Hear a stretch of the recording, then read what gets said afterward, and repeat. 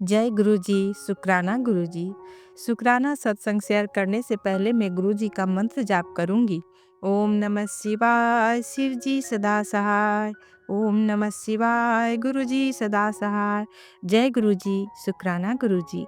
संगत जी, 2025 में मैं ये सत्संग शेयर कर रही हूँ और ये सत्संग दिल्ली से एक आंटी अपना रिकॉर्ड करके भेजी है। बहुत बढ़िया शुक्राना सत्संग शेयर की है और मैं यही गुरु जी से प्रार्थना करूंगी कि जितने भी संगत हैं सब कोई का भला हो, सब कोई के ऊपर कृपा करे गुरु जी। जय गुरु जी, शुक्राना गुरु जी। जय गुरु जी संकट जी, प्यारी प्यारी संकट को जय गुरु जी। मैं आज अपना तीसरा सत्संग आप लोगों के साथ शेयर कर रही हूँ। इस सत्संग को सुनाते हुए अगर मुझे कुछ भूल हो जाए तो संगत जी मुझे माफ़ कर दीजिएगा। और गुरु जी से ये प्रार्थना है कि गुरु जी ने जैसे अपनी ब्लेसिंग मुझ पे हमेशा से बनाई हुई है वैसी सब संगत को ब्लेस करें, उनके दुख दूर करें। तो संगत जी मैं ज़्यादा समय न लेते हुए अपना सत्संग शेयर करती हूँ। ये सत्संग अभी अक्टूबर 2024 का है। वैसे तो मेरी तबीयत मुझे हाई बीपी की प्रॉब्लम रहती ही है कई सालों से, तो मैं बीपी की गोली लेती हूँ जिससे कंट्रोल भी रहता ही है बीपी। लेकिन कुछ 15 अक्टूबर 2024 के आसपास मेरी तबीयत ज़्यादा ख़राब रहने लगी। तो मैं ऑफ़िस जाती हूँ तो ऑफ़िस का प्रेशर भी बहुत था काम का, और इस तरह से कुछ 15 अक्टूबर से लेकर के 7 नवंबर के बीच में मेरी तबीयत बहुत ख़राब थी। तो संगत जी हुआ क्या कि मेरी तबीयत ख़राब, मैं ऑफ़िस जाती और घर आती और रात-रात भर मुझे नींद नहीं आती, चक्कर आते, बात करते-करते मैं एकदम से परेशान हो जाती, काम में मन नहीं लग रहा था। तबीयत हमेशा घबराई रहती, डॉक्टर के पास हुआ ही तब भी आराम नहीं आया। तो संगत जी ऐसे ही चलता रहा।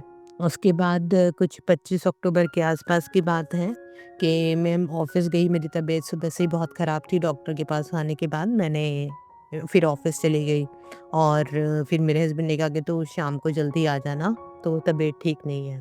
तो गुरुजी तो संगत जी क्या हुआ कि भई मुझे बड़े मंदिर जाना है, कि मुझे तबीयत ठीक नहीं है, तो गुरुजी हमेशा मेरे साथ रहते हैं, तो मुझे मंदिर जाना था। तो बड़े मंदिर का रास्ता मेरे ऑफ़िस के रास्ते में ही आता है, तो मैंने वहाँ से होस खास से मेट्रो लिया और छतरपुर पहुँचने के बाद अपने हस्बैंड को बताया कि मैं बड़े मंदिर जा रही हूँ। तो मेरे हस्बैंड को थोड़ी टेंशन हो गई कि भई इसको चक्कर आ जाते हैं, कहीं कोई प्रॉब्लम ना हो जाए रास्ते में, और दूर का रास्ता है, तो उन्होंने मुझे थोड़ा-सा गुस्सा भी किया।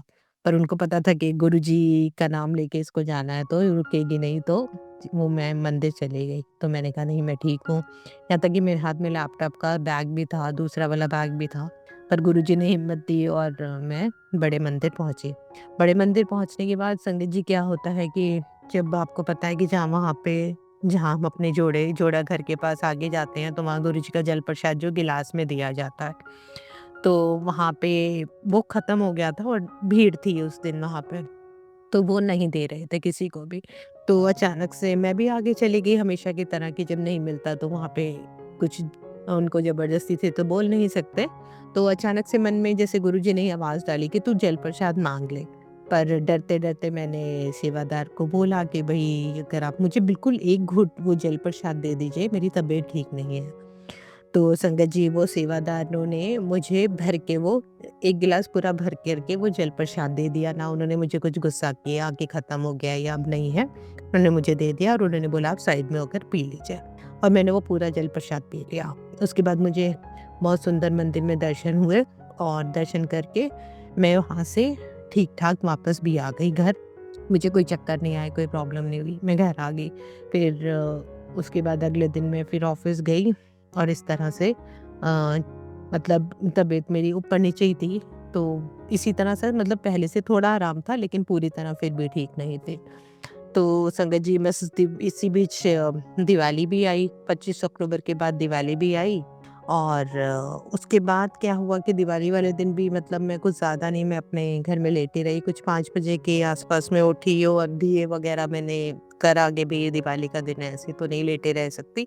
तो मैं थोड़ा-सा अपने आप को बिज़ी किया, बच्चों के लिए भी, गुड़िया के लिए। तो इस तरह से थोड़ा-सा हमने क्रैकर्स वगैरह जलाए, सेलिब्रेट किया, पूजा की, लक्ष्मी पूजा किया और दिए वगैरह जला के वो दिन मतलब मुझे ऐसे हो रहा था कि तबीयत मेरी ऐसी थी कि बस ख़त्म हो जल्दी से दिन और मैं लेट जाऊँ। तो संडे जी फिर अगले दिन मेरा ऑफ़िस था तो मैंने ऑफ़िस फ़ोन करके बोला कि मेरी बिल्कुल भी तबीयत ठीक नहीं है, मैं जितना काम कर पाऊँगी मैं उतना ही काम करने कर पाऊँगी, मतलब मैं प्रेशर नहीं लूँगी। मैंने अपने बॉस को फ़ोन करके बोल दिया। तो 12 बजे के आस-पास मैं ऑफ़िस पहुँचती हूँ, बिल्कुल भी ऐसे चेहरा उतरा हुआ और सबको ये पता चल गया कि मेरी तबीयत ख़राब है। तो संगत जी ये दिन था, उस दिन था फ्राइडे, ठीक है? तो फ्राइडे थर्सडे की दिवाली थी, फ्राइडे को ये दिन निकला 2 नवंबर।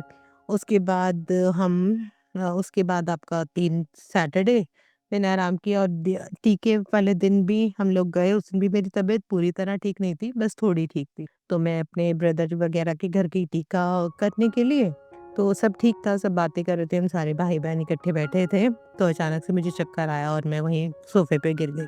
तो सब घबरा गए और कि भई आज इसको 15 दिन से इतनी तबीयत इसकी ख़राब चल रही है, इसको क्या हो गया?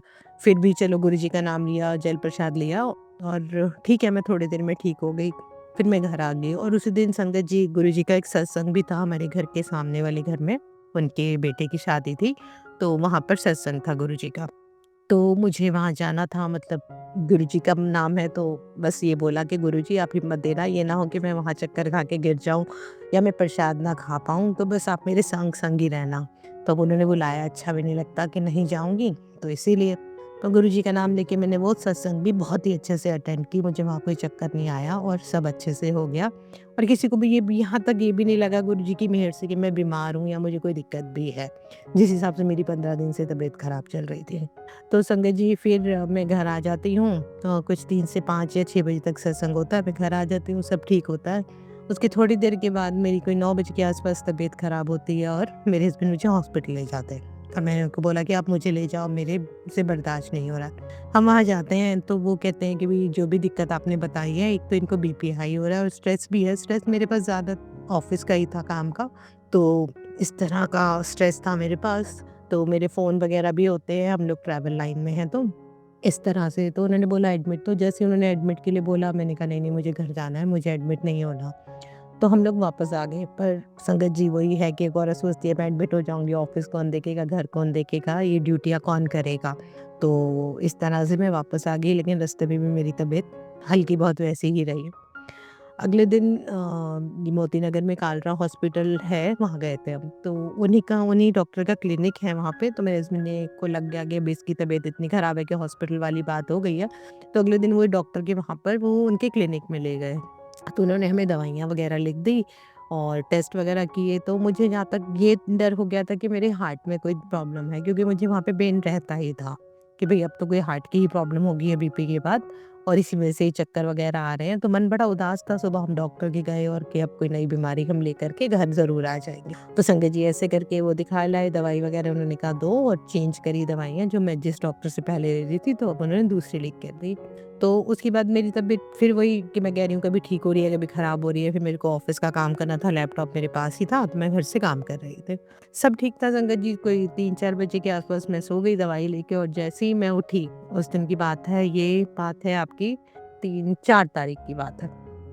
तो सोमवार का दिन था और मैं उठी और संगत जी मेरी तबीयत इतनी ख़राब कि मेरे को वॉमिट आ रही थी जो रुक नहीं रही थी। मेरे सिर में इतना ज़्यादा दर्द हो रहा था जो मुझसे सहन ही नहीं हो रहा था। और फिर हम लोगों ने बीपी मशीन जो हमारे घर पे ही है, हमने उससे चेक किया तो मेरा बीपी 190 और 100 था, जो ऑब्वियसली बढ़ा हुआ था। मैंने अपने हस्बैंड को फ़ोन किया, वो भी काम में बिज़ी थे, तो मेरी सिस्टर, ब्रदर सब लोग आ गए और मैं बिल्कुल ही मतलब ऐसी हो गई कि नहीं अभी तो अब आप मुझे सच में हॉस्पिटल ले जाओ और अब एडमिट ही करा दो। तो वही 1 घंटा लग गया उनको आने में। फिर भी डॉक्टर के क्लिनिक गए, उन्होंने बोला नहीं कोई बात नहीं, सिर दर्द है, ऐसा अभी इनको एडमिट अब नहीं कराना, अब ये दवाई जो जो मैंने सुबह दी। लेकिन वहाँ पर भी क्लिनिक में भी मेरे को वॉमिट इतनी ज़्यादा आई कि मेरी वॉमिट नहीं रुकी, तो डॉक्टर ने रिकमेंड कर दिया कि भई अब इनको एडमिट ही करा दो। तो हम 15 मिनट का कोई आगे रास्ता था, वहाँ रजौरी गार्डन से मोती नगर का, और हम ट्रैफिक भी लग गया और मैं बस गुरुजी का नाम लेके मंत्र जाप करते-करते वहाँ पहुँची। तो उन्होंने मुझे एडमिट कर लिया और अभी यही था कि कुछ ना कुछ तो होगा ही, अब जब इतनी तबीयत ख़राब है तो जब टेस्ट होंगे तो कुछ ना कुछ तो होगा ही। तो संगत जी उस समय उन्होंने ईसीजी किया जो ठीक था, ठीक है। फिर उन्होंने फिर भी ईसीजी किया, फिर बाकी उन्होंने और टेस्ट किए, इको वगैरह किया, फिर आपका अल्ट्रासाउंड वगैरह भी हुआ, तो टचवुड वो सारी रिपोर्ट सही आई। जो मुझे लगा रहा था कि रिपोर्ट सही नहीं आएगी, गुरुजी की कृपा से वो सारी रिपोर्ट्स ठीक आई। फिर उन्होंने कहा कि इनके जो सिर में दर्द है उसकी वजह से आई साइट की वजह से ना प्रॉब्लम हो तो आई टेस्ट करा, और ये भी तो वहाँ पे उस टाइम पे रूम पे एक डॉक्टर आए, उन्होंने बोला कि आई टेस्ट तो आईज़ तो ठीक है, लेकिन आपका इसमें मोतियाबिंद हो सकता है, तो बट आप नीचे शाम जब मॉर्निंग में ओपीडी होगा तो तब मैं आपको यहाँ बुलाऊँगा और आप वहाँ टेस्ट करना। मैं थोड़ा टेंशन हो गया कि भई अभी इस चीज़ के लिए भी कोई हमारा ऑपरेशन होगा आँख का। हम इंसान हैं, छोटी-छोटी चीज़ों में भगवान का नाम तो लेते हैं लेकिन डरते भी रहते हैं। तो संगत जी फिर अगले दिन हम लोग जो भी 10-11 बजे के करीब आइज़ वाले डॉक्टर ने बुलाया, उसने कहा आइज़ का बस ये नंबर आप लगवा दो चश्मा, और उसने बोला कि मोतियाबिंद और ये, तो उन्होंने कहा नहीं वो तो नहीं है।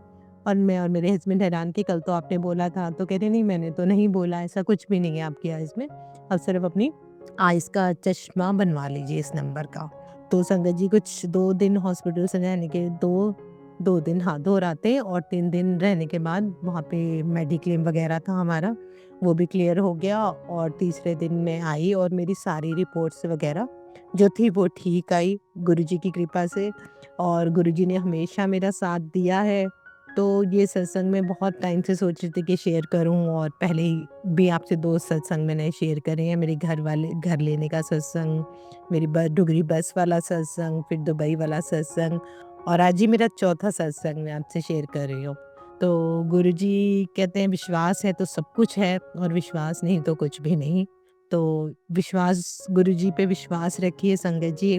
आपकी जो भी दुख परेशानियाँ हैं सब उन पे छोड़ दीजिए, वो अपने आप रास्ते बनाएँगे, अपने आप उस दुख परेशानियों को ख़त्म करेंगे।